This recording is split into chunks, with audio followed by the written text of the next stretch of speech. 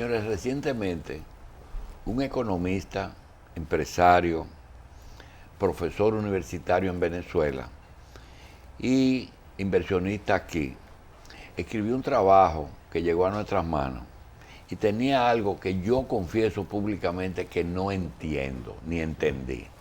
Le pedí a Guillermo Mendoza que viniese aquí a que nos cuente en un lenguaje lo más sencillo posible para el público que ve la revista, cómo es posible que él en su trabajo hable de crecimiento económico y dice, en República Dominicana hay un magnífico crecimiento macro, aunque hay fallas en lo micro. Entiendo que la economía es un solo cuerpo, en que la circulación de la sangre anda por todas partes, pero en la economía la circulación es lo igual, es sistémica. Guillermo, cuéntanos, y gracias por venir, se te agradece. Cuenta cómo es posible tener una buena macro y una micro deficiente. Bueno, ante todo, muy buenos días.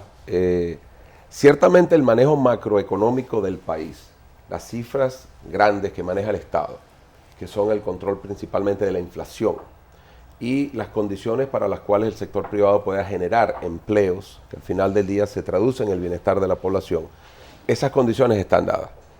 Este es un país que prácticamente no sufre de inflación y ya por un periodo prolongado viene con un manejo muy adecuado de los precios, la devaluación de la moneda está bajo control, el crecimiento del tamaño de la economía, lo que llamamos el Producto Interno Bruto, de cifras de 7% el año pasado, cifras que probablemente se acerquen nuevamente este año a 5 a 6%. Con ese tipo de manejos es adecuado. Ahora, ¿cómo se traduce eso en bienestar para la población? Tiene que haber básicamente generación de empleo. En este primer semestre del 2015, la economía dominicana ha generado más de 50.000 empleos. En los últimos años recientes se han generado más de 300.000 empleos, en los últimos 3 años. Ahora, obviamente, la gente dice, bueno, pero si hay crecimiento macroeconómico, si las cifras son favorables, ¿por qué sigue habiendo tanta pobreza? Tenemos que remontarnos al punto de partida. ¿Cuántos empleos necesita la economía dominicana? O sea, ¿cuál es el nivel de desempleo?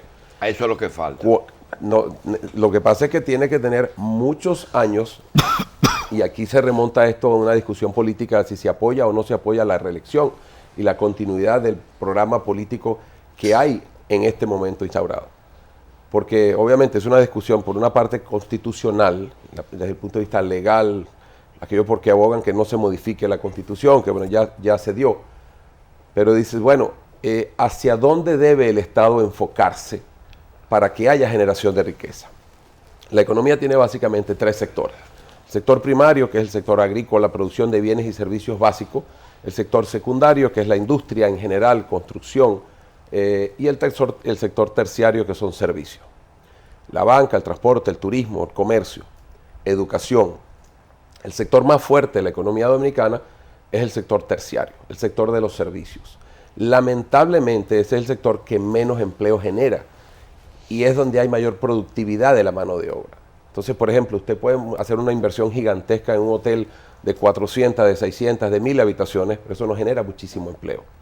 Ahora, cuando el campo, que las condiciones en el campo, en el agro, son, como en efecto son muy, muy pobres, entonces lo que hay es una migración de mano de obra del campo hacia la ciudad.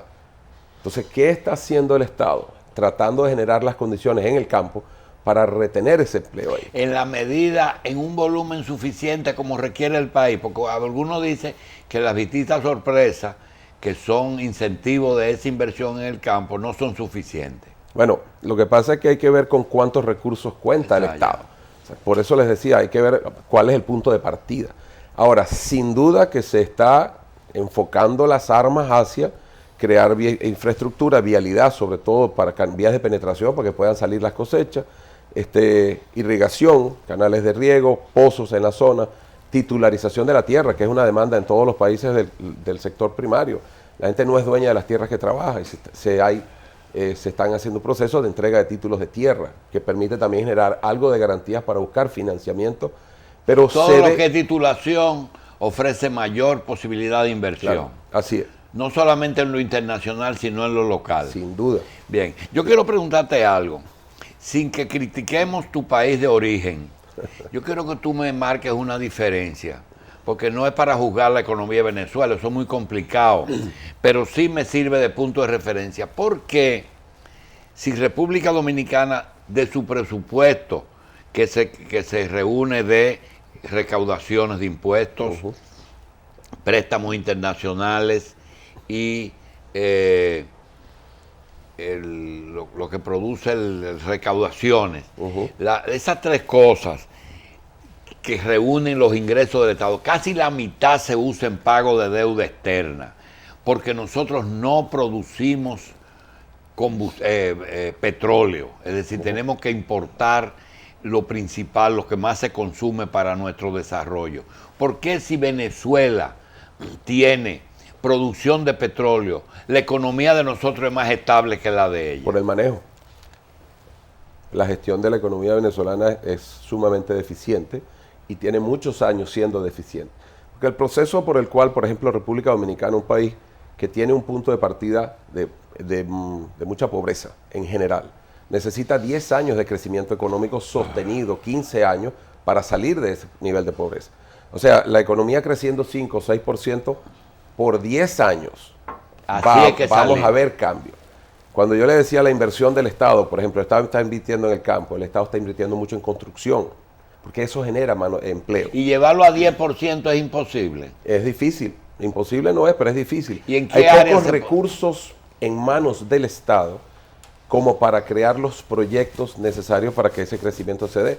Pero lo otro que puede hacer el Estado es crear las condiciones para que el sector privado invierta, cosa que se está dando aquí en este momento. Entonces, Guillermo, en el caso tuyo, que no tienes cuchillo que afilar aquí en este país, ni anda buscando trabajo, ni como economista en ninguna parte, ayer se juramentó una comisión que el doctor Junior Espinosa nos dice que de hecho constitucionalmente existía, que era... No, existe el Consejo Económico y Social. Pero lo que se juramentó fue una especie de Consejo Económico y Social, pero sin entrar en consideraciones jurídicas. Yo te quiero preguntar, el sector privado, integrado a los esfuerzos del gobierno, quitando el elemento político que a veces es muy dañino, como tú dijiste al principio, algo de que si vamos a continuar con el mismo programa económico, realmente puede ayudar a subir el crecimiento, o son dos dimensiones diferentes. Solamente el sector privado tiene la capacidad de que se dé ese crecimiento. Solamente. El Estado Entonces solo el gobierno es regulador. El Estado solo es imposible, y más en un país donde el Estado tiene pocas riquezas concentradas en sus manos. Pero no es así, porque es que el principal fuente de trabajo aquí. ¿Qué tú quieres? El Estado dominicano vive de los impuestos que recauda del sector privado. Si no hay sector privado, bueno, veamos el caso de Puerto Rico. Puerto Rico se quedó sin gente, está migrando. Teniendo Estados Unidos. A más de 100,000 personas por año. ¿Y qué pasa? Que la recaudación de impuestos se cayó. Bueno, ¿a quién le recaudamos si la población se está acabando? Si no hay gente. Entonces, el Estado dominicano lo que necesita hacer, que creo que se está haciendo, es generar las condiciones para que venga la inversión externa. Los inversionistas internacionales con sus capitales, y que generen el sector privado local, que lo está haciendo. Hay mucha de la construcción de vivienda, por ejemplo, está en manos del sector privado dominicano, inversionistas dominicanos, con una construcción masiva de viviendas. Se ve en toda la periferia de esta ciudad y se ve en el resto del país. Pero luego vienen inversionistas internacionales también a hacer hoteles y grandes centros comerciales, vialidad. Hay unas vías aquí que están en concesión a inversionistas internacionales que construyeron. O sea, el Estado genera las condiciones necesarias para que se dé la inversión local e internacional. Distinto de otros países, como usted mencionaba, donde el Estado per se es dueño de la riqueza natural, y si esas riquezas naturales son abundantes, entonces el Estado como tal es rico. No es el caso dominicano, pero el Estado dominicano significa entre un 25 y un tercio del tamaño de la economía. El sector privado representa probablemente el 75% del crecimiento económico, de la generación de empleos y de la generación de riqueza. Y solamente si hay un sector privado exitoso y grande y en crecimiento, aumenta la recaudación. Y entonces el Estado se dedica no solamente a regular, como usted decía, sino a los programas sociales, las cosas que le corresponden al Como Estado Estado. directamente, como Estado. Pero la generación de empleos, más de 2/3 de esos 50.000 empleos que se generaron en este semestre son del sector privado. Por ejemplo, cifras interesantes y sencillas. El consumo de cemento el año pasado en la República Dominicana creció cerca de 20%.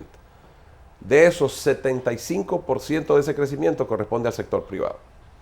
Un 25%, un 27% o algo así, corresponde al Estado. O sea, que el Estado ha fomentado la inversión privada. Las condiciones están dadas, jurídicas, económicas, políticas, para que se dé esa inversión privada.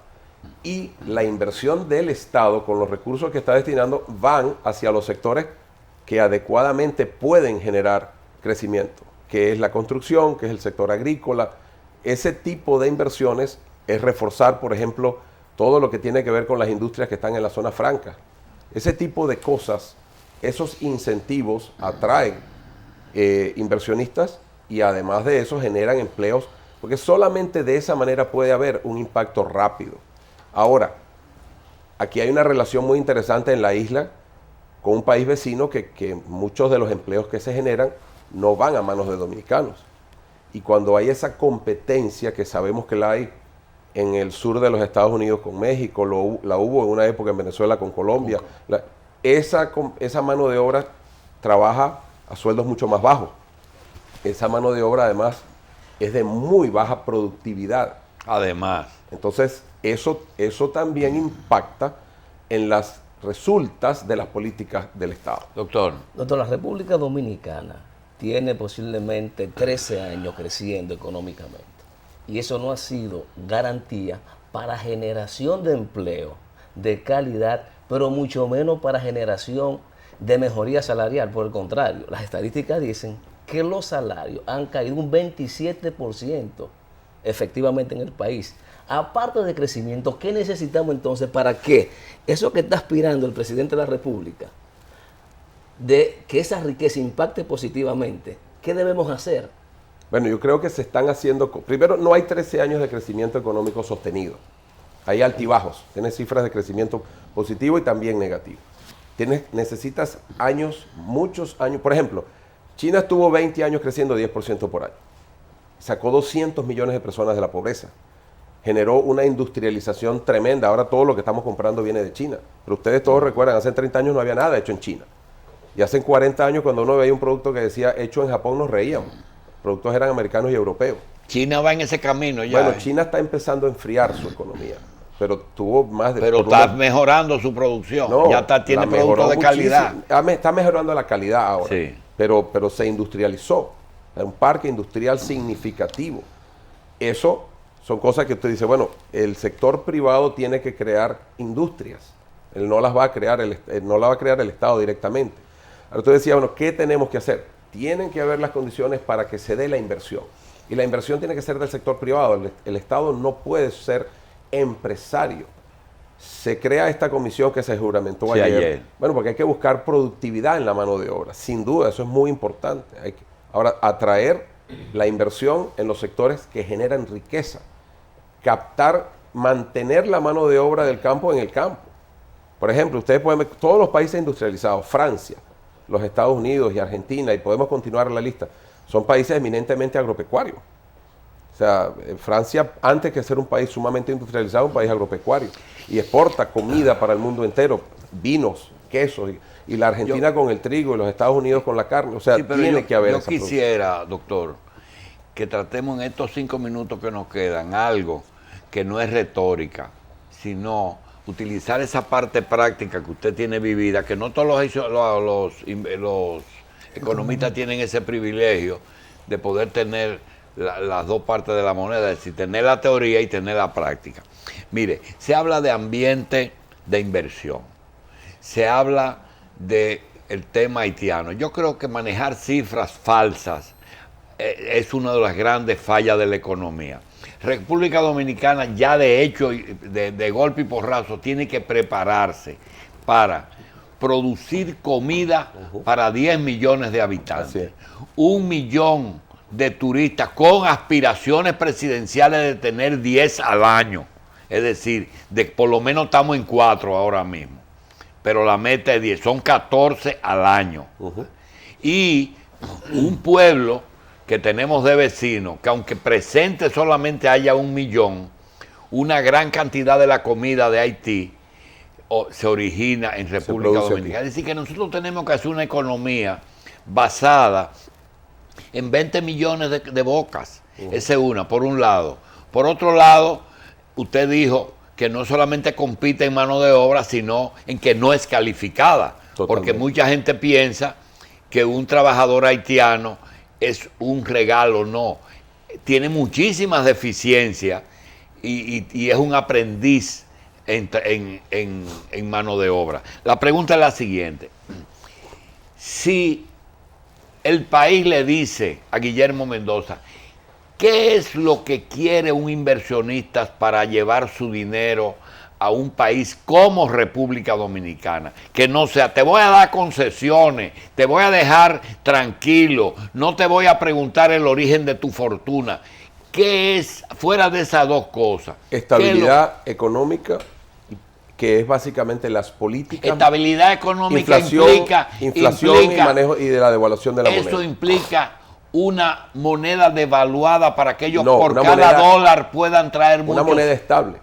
Estable. El inversionista trae dólares y se lleva dólares y no piensa en moneda local, aun cuando pueda convertir su moneda, los trae dólares y se lleva dólares, porque él tiene que pagar la inversión que está haciendo. Y la va a hacer en dólares. Él va a evaluar su inversión. No es mejor cuando tú traes un turista que te paguen en Francia $500 por una semana aquí, de tú coger y con esos $500 pagarle a 5 empleados un mes? Fíjese qué pasa.